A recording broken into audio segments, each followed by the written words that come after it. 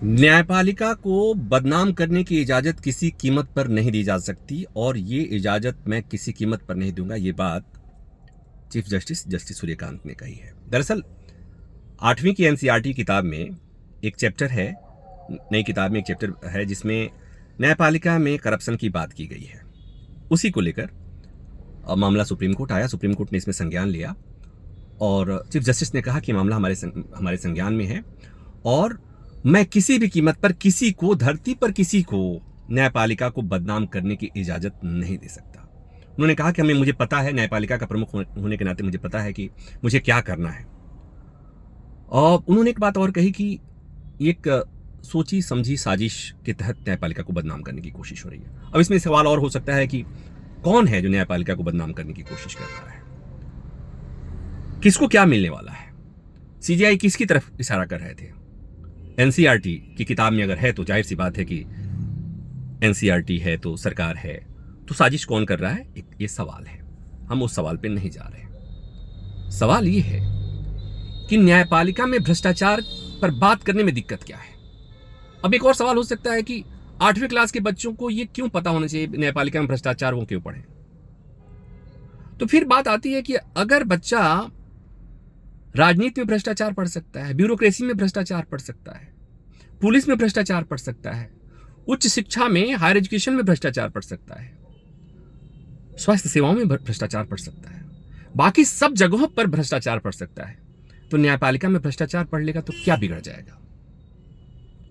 और मान लीजिए कि आपने नहीं पढ़ाना जी, तो फिर बच्चा जब यह खबर देखेगा कि किसी जज के घर भारी मात्रा में कैश मिला, जब ये खबर बच्चा पढ़ता है कि वहां पर कुछ जले नोट मिले, तो वो पूछेगा ना अपने पेरेंट्स से कि पापा ये बताओ किसी जज के घर इतना पैसा कैसे मिला। या ये बहस होगी कि पार्लियामेंट में किसी जज को हटाने के लिए प्रस्ताव आया है, तो बच्चा पूछेगा कि उस जज को क्यों हटाने पर बहस हो रही है। तो पेरेंट्स क्या जवाब देंगे। बच्चे ने अगर पूछ लिया कि पापा वो कुछ जजों ने चीफ जस्टिस के खिलाफ प्रेस कॉन्फ्रेंस किया था, क्या जवाब देंगे। बच्चा ये पूछ लेगा कि पापा ये बताओ ये कोई चीफ जस्टिस रिटायर्ड होने के बाद से राज्यसभा का मेंबर कैसे बन जाता है, बताना पड़ेगा। और फिर बच्चा तो ये भी पूछ सकता है ना कि पापा ये बताओ ये वो जज कहां से आते हैं जो कहते हैं कि गाय सांस लेते समय कार्बन डाइऑक्साइड लेती है और ऑक्सीजन छोड़ती है। ये भी पूछ सकता है कि पापा वो जज कैसे बनते हैं जो कहते हैं कि मोर मोरनी संभोग नहीं करते और मोरनी आंसू पीने से गर्भवती हो जाती है। और जब इन सवालों का जवाब पेरेंट्स देने की कोशिश करेंगे, उसके टीचर देने की कोशिश करेंगे, तो न्यायपालिका में भ्रष्टाचार की बात खुद ब खुद आ जाएगी। तो बात इससे नहीं बनेगी कि आप उस पर बात न करें, बात इस पर बनेगी कि कुछ ऐसी बातें हों, कुछ ऐसे उपाय किए जाएं कि न्यायपालिका में भ्रष्टाचार न हो।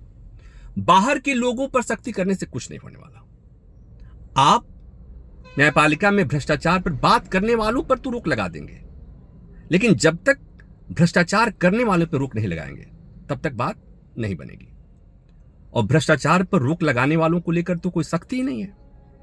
फिर तो बात होने लगती है कि हमारे देश की व्यवस्था यही है, हमारा संविधान, हमारी व्यवस्था उन्हें प्रोटेक्शन देता है, हमारी सियासत उन्हें प्रोटेक्शन देती है। संविधान की व्यवस्था के मुताबिक जज भ्रष्टाचार कर भी ले, लेकिन जब तक पक्ष विपक्ष में, संसद में, सभी पार्टियों में एकजुटता न हो, तब तक किसी जज का बाल बांका न हो जाए, इस पर कोई बात नहीं करनी। किसी के घर पे पैसा मिलता है, अगर ये आरोप होते हैं तो उसमें एफआईआर ही दर्ज नहीं होती। तो माय लॉर्ड, मुझे लगता है कि सख्ती इस बात पर नहीं होनी चाहिए कि कोई उस पर बात न करे।